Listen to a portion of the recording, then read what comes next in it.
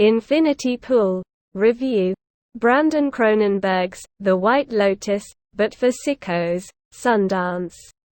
2023. When you're the son of David Cronenberg, it's easy to imagine that it would be hard to get out of the shadow of one of the greatest body horror filmmakers ever.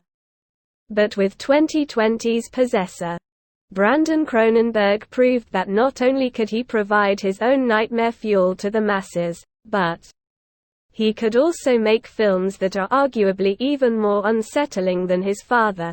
A truly impressive achievement. After the success of Possessor, Brandon Cronenberg is back with Infinity Pool, a film that will certainly surprise and unnerve audiences, but that attempt to push the audience's buttons can be felt at every step of the way. In one of the film's first astonishing moments, of which there are many, we get a close-up shot of an unfiltered sex act, the first reminder that somehow, this film is now rated R.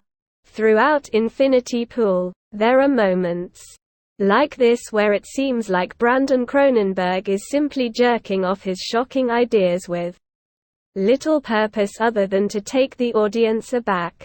Infinity Pool begins with James, Alexander Skarsgård, and M. Cleopatra Coleman, a couple vacationing on a resort in the fictional location of Lee Tolkien. James is an author who hasn't put out a new book in 6 years and comes to this place to seek inspiration. This vacation destination is a getaway for the wealthy, complete with a barbed wire fence to keep out the locals, who aren't a fan of the tourists. Infinity Pool teaser presents another scream-worthy MIA Goth performance. The couple meets Gabby, MIA Goth, and Auburn, Jalil Lesper, who illegally take them out of the resort, and to a nearby beach.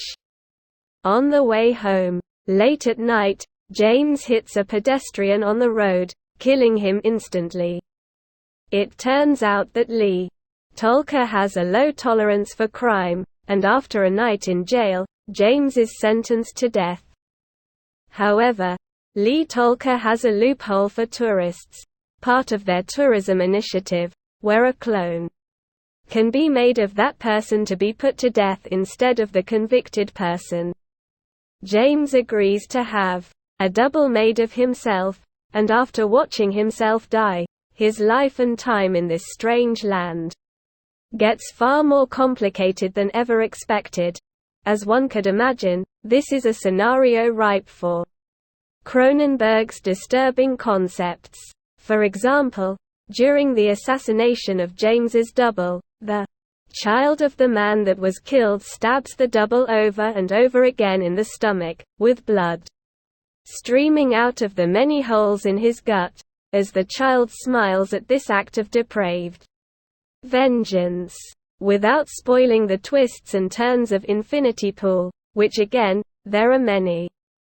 Infinity Pool shows Cronenberg at his best when he's more abstract with his horrors.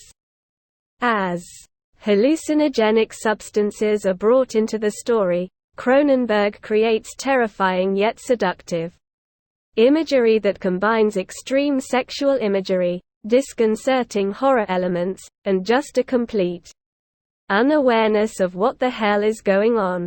From the hypnotic editing by James Vanderwater, 5th, H.S., 94.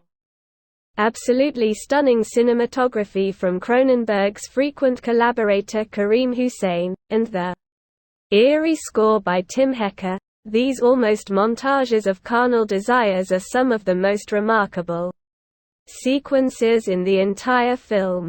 But the problem with Infinity Pool is the decision to set up this fascinating concept about how rich, white tourists treat often poor vacation spots as their own personal playgrounds, and instead of exploring that fully, decides to go down a path of weird as shit concepts with seemingly little reason to exist other than to jolt the audience and give the world even more MIA Goth memes.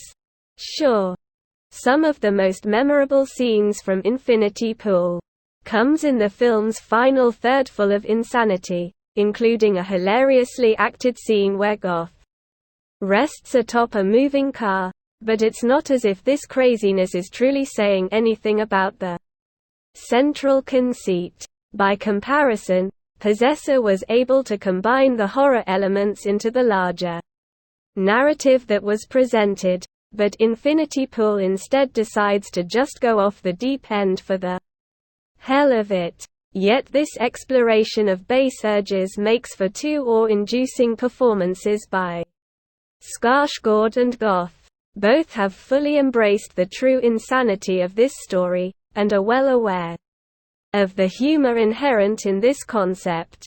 Skarsgård gets unspeakably unhinged as this tale progresses, while Goth simply accepts the mania this story requires and plays up to it. After this last year that brought us both X and Pearl, Infinity Pool is continued proof that no one does disconcerting characters quite like Goth.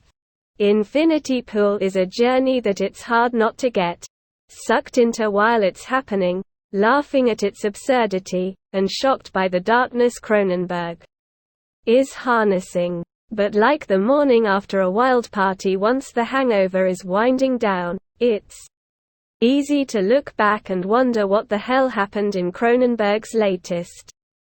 It's not that Infinity Pool is too much, it's just that the film's absurdity isn't quite playing to the ideas that Cronenberg set up early on in a way that melds the two together.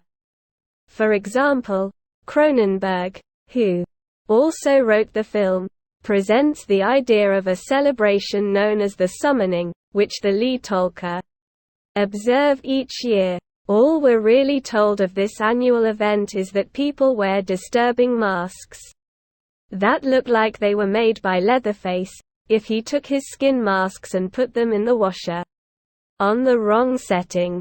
Yet there's really no rationalization for this celebration of these faces, other than that it gives the film's characters cool masks to wear once all hell starts breaking loose. Cronenberg still is one of the most intriguing horror filmmakers working today, and when Infinity Pool is working, it's unlike anything that you've ever seen. But when comparing Cronenberg's approaches in this to something like Possessor, it becomes clear that it's better when there's a method to Cronenberg's madness. Infinity Pool made its world debut at the Sundance Film Festival and will open in theaters on January 27.